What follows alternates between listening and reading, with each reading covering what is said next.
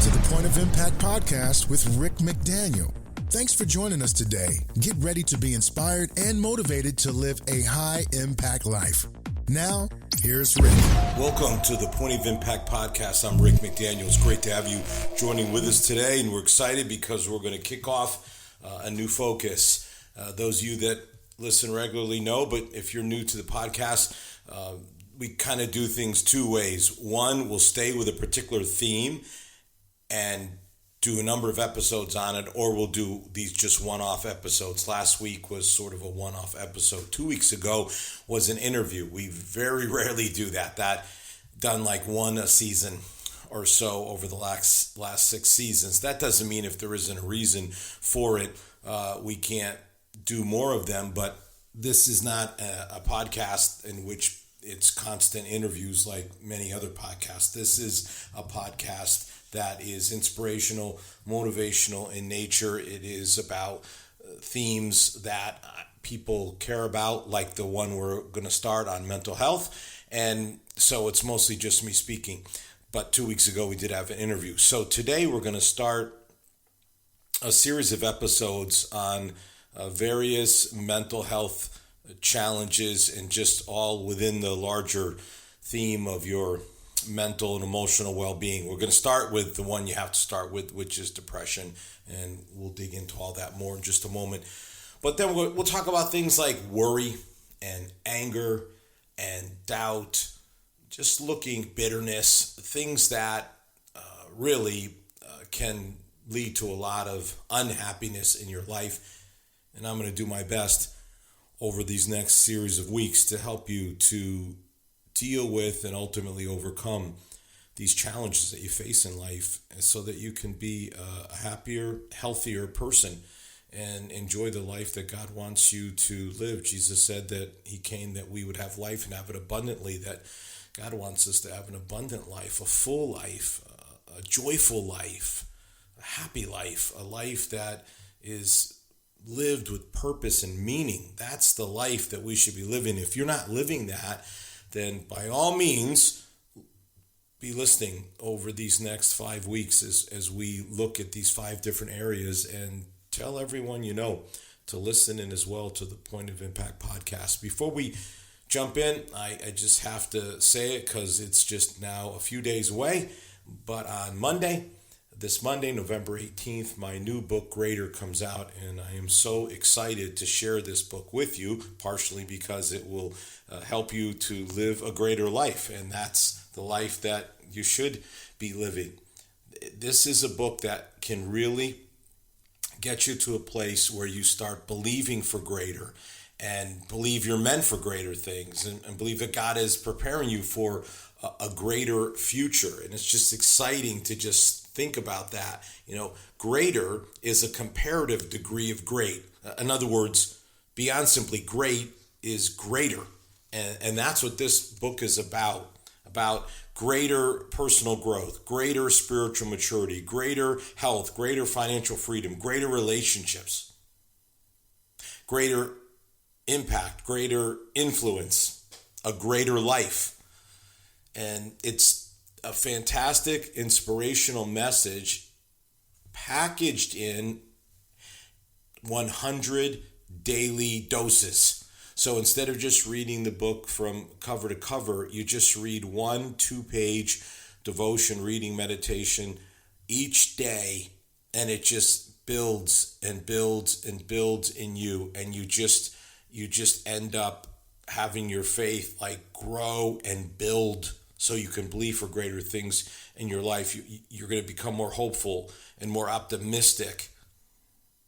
It is just a labor of love for me because I want so much for people to live a greater life, and I just can't wait to share it with you. So this Monday, November 18th, it is out, and you can go to rickmcdaniel.com and order it. You can that's a great place to start because there'll be links there to like Amazon and Barnes & Noble. But hey, if you order it from us, you get a signed copy, so you might want to do that. That's a pretty good deal. And $15 is all the book costs. So we made it a paperback instead of a hardcover.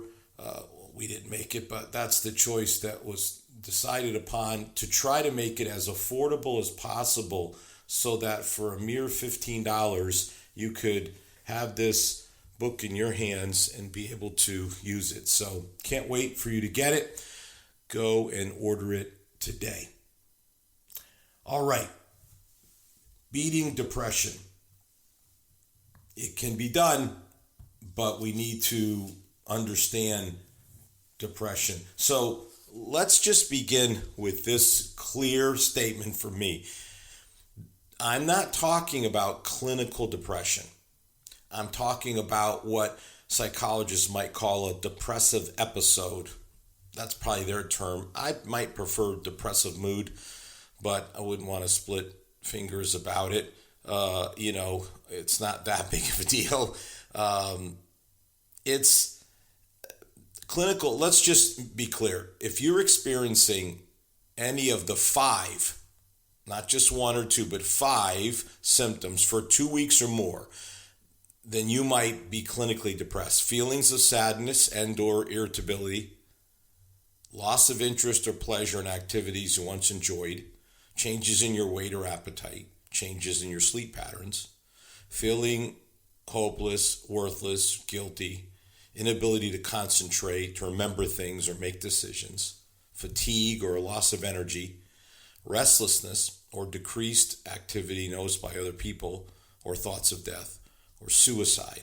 So that's a lot of categories there, like 9, but at least 5 of those or more for more than 2 weeks, you need to consult a professional, psychologist, psychiatrist, therapist, someone that can help you.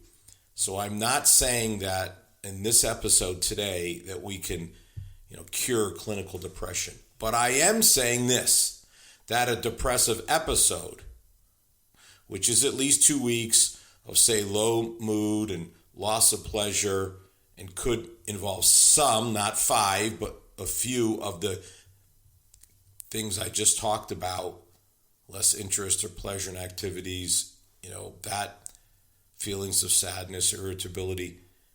The reality is that half of Americans will have some type of mental health issue in their life, and at any given time, about a third of people are afflicted in one way or another in any given year, let's say.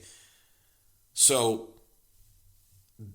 it's real. And by the way, number 1 at the top of all the various challenges, issues, is this issue of depression. So this is definitely the one to focus on.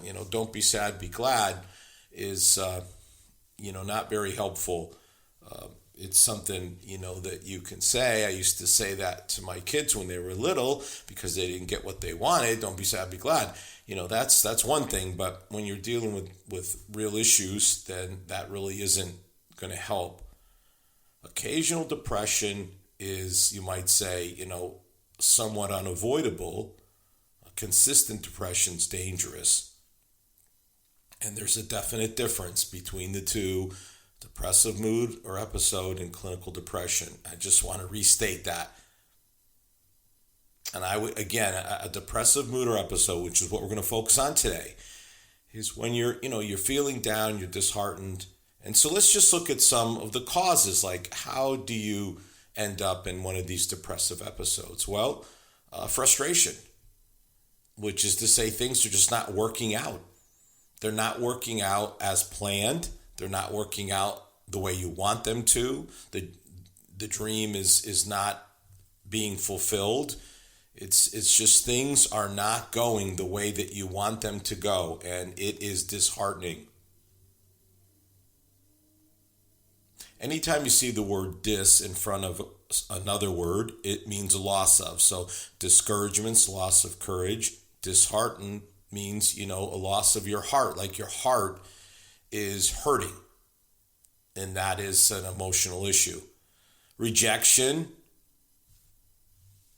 we experience it. And again, you can experience this in all kinds of ways. We wonder whether, we're ever going to feel different because it could have happened within a relationship, like a dating relationship. It could happen within your professional pursuits in terms of promotion. It could happen within your friend group or a particular friend. I mean, these things happen in all kind, can even happen in your family.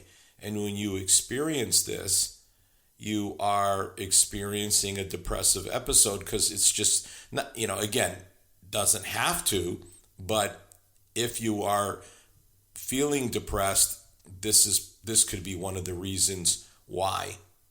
Anxiety, there's just too much. You just feel like life is overwhelming you. You just can't seem to handle all of the responsibilities that you have, and you don't feel like you have enough support. That can cause depression for sure. And then guilt, you look over your past decisions and actions, and you see mistakes, you have regrets, and you can't seem to get past it. You keep going back, woulda, coulda, shoulda. And so that can certainly cause depression. Now, there was actually somebody in the Bible who literally experienced all these things. We're just talking about the prophet Jeremiah.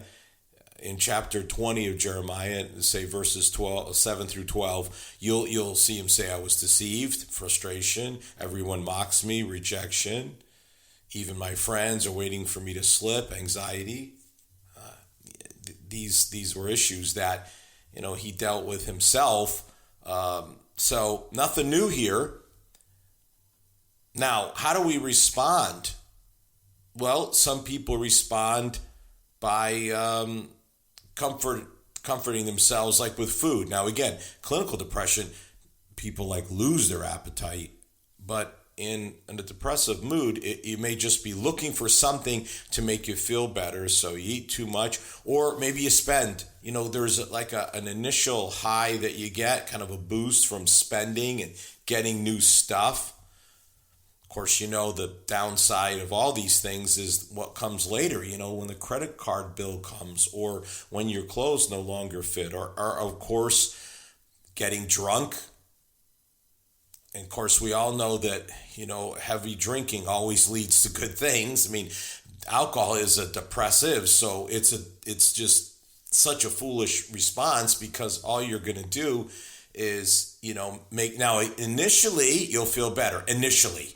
Very initially, and then it gets worse. Not to mention the things you may do when you're drunk, which could run the gamut from just inappropriate behavior that offends people to crazy phone calls you make that cause you more problems later, to something as serious as getting behind the wheel of a car and getting arrested, or God forbid, actually, taking someone else's life because of your drinking. I mean, these are the worst scenarios, but and again, it's not just drinking. Obviously, any drugging, whatever that might be, it could be weed, it could be cocaine, it could be ecstasy. Who knows what it could be? It could be, incredibly serious things like meth or heroin. None of those things are good, and all you need to do is get hooked on something like that, which I unfortunately walked down that road with people before. And I can tell you, in two cases, one case, the young man ended up overdosing and dying at 21 years old. It's absolutely one of the most heartbreaking things. The other young lady ended up becoming so addicted she robbed a drugstore and ended up in prison. So it just can hardly get worse than prison and death. Now, I am painting a serious picture here. Yeah, all just to say that these ways are not the way that you want to go. You don't want to get in debt. You don't want to get overweight and be unhealthy, and you don't want to have these other things. So, now you might say, well, life is difficult, life is hard, life is a test, and life is a challenge, and all those things ring true, but that doesn't mean you can't beat a depressive mood, because you can. You can. That's what this episode is all about. You say, well, you painted a pretty dire picture here, Rick. Well, you got to start with that in order to get, it's got to tell you the bad news so I can tell you the good news. So here's the first thing, and it is an absolute, I think, just gold advice if you're dealing with a depressive episode, and that is to really discern the season of life that you're in. So life follows the natural seasons in the sense that there are different seasons in our lives, just like in nature. So there's spring and there's summer, there's fall, there's winter. By the way, I would say there's a fifth season called the season of transition, which is also can be a challenging time because you're having such a change in your life that it can bring a depressive episode into your life.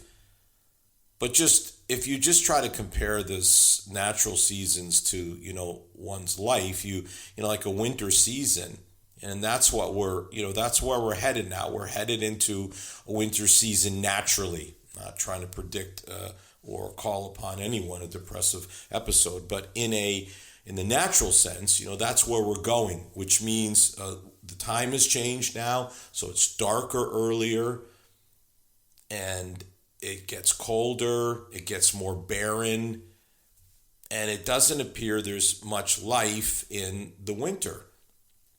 Now, the winter, again, season can also kill things that need to be killed, which is super important. And the winter season, it can also be a season, and maybe I'll do a whole nother episode, a series on this, just the seasons of life, because it almost seems like that might not be a bad idea, even as I'm talking right now. But we know that the winter season, of course, can be fun for skiing and other activities and the holidays, so it's not all bad. But you can find yourself, in one of these winter seasons. I read this one time, a guy named Steve Bossy said, life is difficult. There are not always answers to problems. Not everything can be fixed. And when life gets bad, we often feel down. We grieve our losses. We experience the gloom of depression.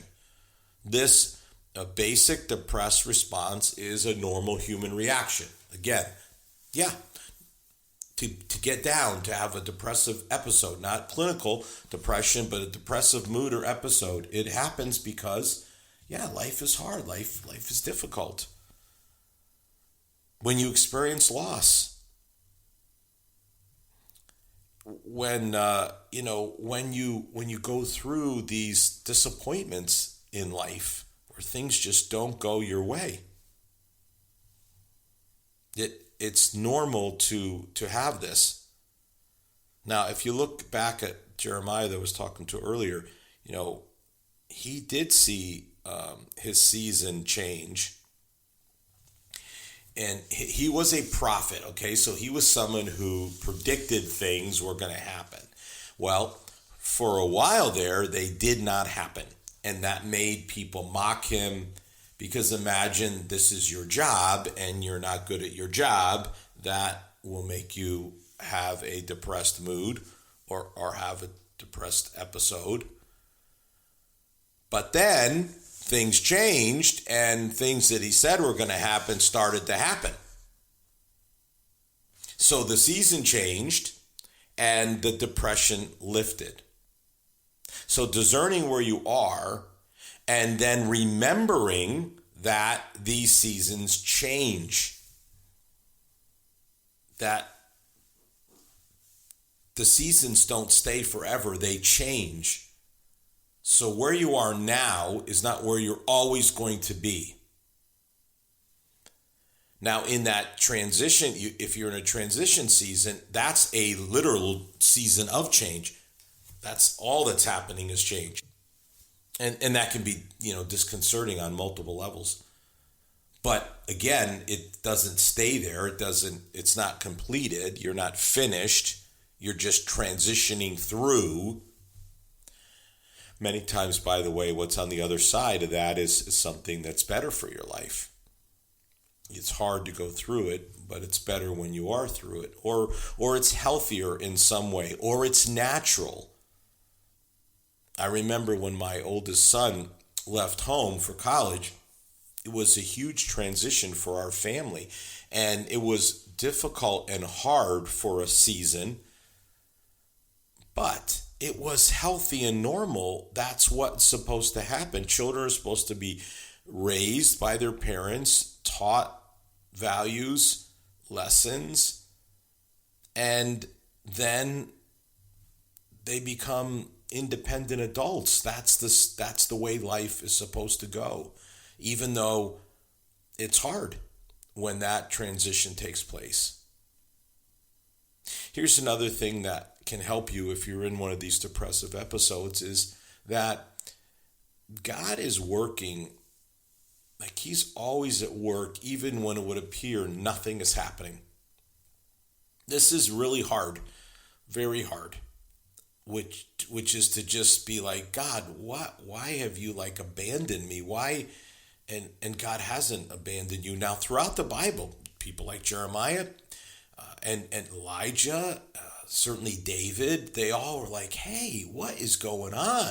Like, this is not what I signed up for. This is not what I want. This is not what you led me to believe. I'm supposed to be like the king, and I'm running for my life, hiding out in a cave. Like, this isn't good. People are after me. This is not like living the king's life. Yeah. Now, eventually, that ended, and David became king. So you may say, well, why does God do this? Why does he neglect? Well, he's not neglectful. He's working. God's preparing situations.